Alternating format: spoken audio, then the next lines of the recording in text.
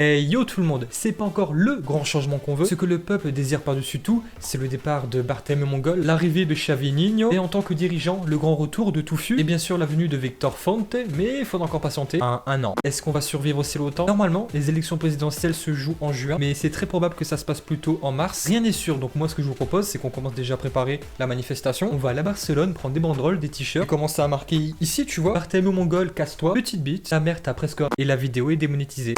Et voilà, Ronald McDonald Koeman est le nouvel entraîneur du Barça, le 3e de l'année 2020, et aussi le 5e coach néerlandais de l'histoire du Barça, avec Rinus Michel de 71 à 75, et un deuxième mandat de 76 à 78. Bon, je vous cache pas que pour lui, j'ai dû fouiller un petit peu, mais par contre pour le suivant, ça allait beaucoup mieux.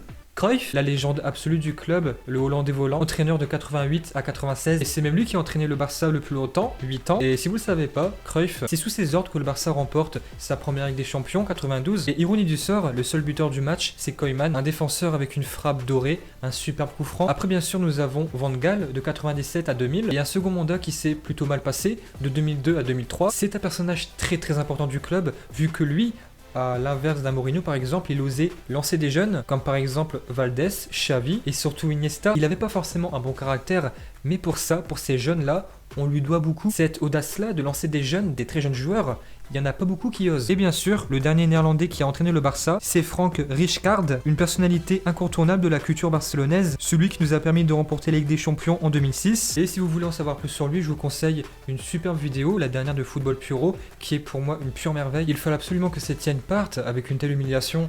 Un 8-2, j'ai toujours du mal à le dire, tu peux pas rester, c'est impossible. Il fallait un nouveau coach, moi dans l'idéal j'aurais préféré Xavi, mais avec Bartomeu, voilà, c'est impossible. Je le comprends, moi à sa place j'aurais fait pareil, j'aurais attendu un an. Pour moi dans mon idéal, voilà, avec ma superbe imagination, les licornes existent. Xavi dans un an débarquerait avec Victor Fonte ou Laporta aux prochaines élections dans un nouveau projet. Est-ce que c'est notre projet?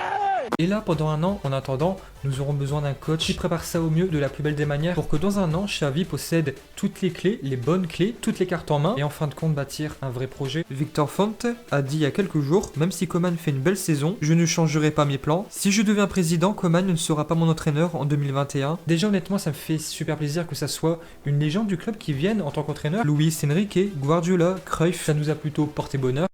Mais pas que. Koeman a entraîné des belles équipes comme Benfica, l'Ajax, Valence et même Everton. Mais par contre, il faut pas toujours se fier à ça, au CV, aux équipes entraînées. Car par exemple à Valence, ça s'est pas du tout bien passé. Un terrible échec, une saison seulement. De 2007 à 2008, 11 victoires, 9 nuls, 14 défaites. À Benfica, pas tellement convaincu. Everton, pareil, limogé pour de très mauvais résultats. Mais par contre à l'Ajax et dans la sélection néerlandaise, ça se passe beaucoup mieux. Il est dans un contexte beaucoup plus familier, il connaît la maison, il est beaucoup plus à l'aise. Mais moi la question que je me pose quand même, c'est qu'en 20 ans, il y a aucun grand club, à part le Barça en ce moment, qui s'arrache Koeman. Et à ça, il y a peut-être une raison. Mais quand tu entraînes le Barça, une telle institution, c'est pas suffisant, peu importe ce que tu as fait auparavant avec des bons clubs.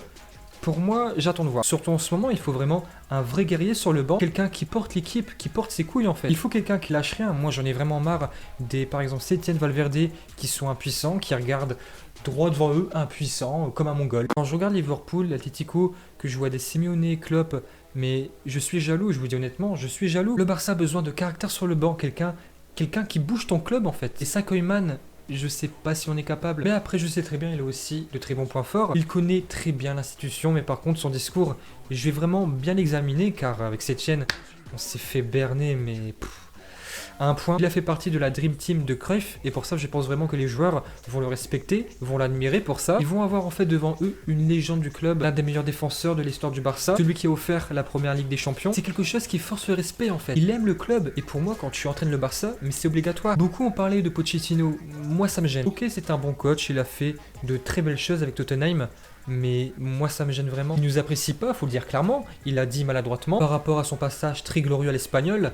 Mais non, le Barça, faut le dire clairement, est en crise. Moi, en fait, je veux pas d'un simple coach qui se contente d'être là, d'entraîner. Je veux vraiment un mec qui est amoureux du club, qui prenne cette mission-là à fond. En fait, quelqu'un qui va se dire, pendant un an, je vais tout faire pour passer proprement le flambeau à Xavi. Je vais tout faire pour le bien du club. Et pour cette raison-là, je pense que Koeman, on peut lui faire confiance. Après, honnêtement, des très gros noms en tant qu'entraîneur, quand par exemple Klopp, Simeone, Guardiola, pour les faire venir, les faire déloger, c'est super difficile. Et pour toutes ces raisons-là, pour moi, Pochettino n'est pas vraiment la bonne personne.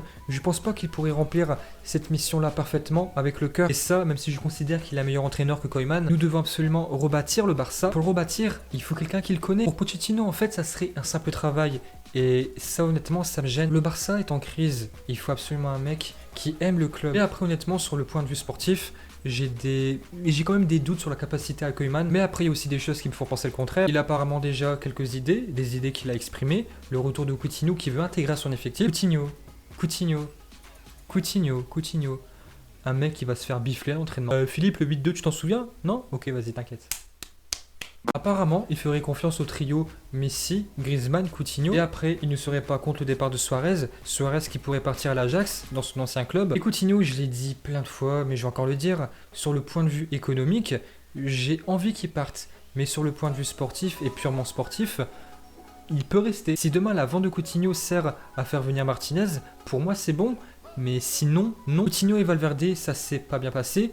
Avec cette chaîne, il n'a pas eu l'occasion de jouer tout simplement. Et Koeman, moi je m'interroge sur ça. Ça peut lui faire un bien fou. Koeman, comme Van Gaal, n'a pas peur de lancer des jeunes. Il aime aussi le football de possession. Il connaît très bien De Jong. Moi honnêtement, dans mon effectif, les joueurs l'an prochain que je veux absolument, en défense c'est bien sûr Ter Stegen, l'anglais. En milieu c'est Busquets, Pjanic, De Jong, Riqui Puig. Et en attaque c'est Messi. Et après tu peux construire ce qui est Piqué, Jordi Alba, Suarez.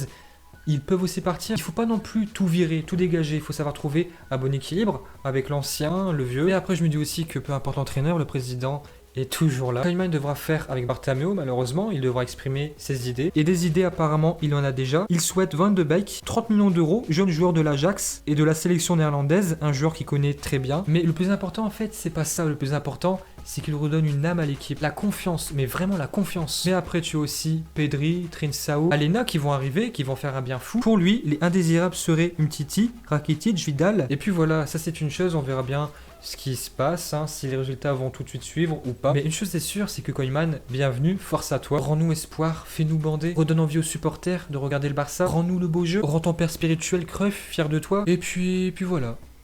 Yo tout le monde. Et bien voilà, j'espère que vous avez aimé cette vidéo. Si c'est le cas, abonnez-vous à la chaîne Oto à mon Barça, un commentaire, un pouce bleu, ça nous fait plaisir. Et nous on vous dit à la prochaine. Yo tout le monde!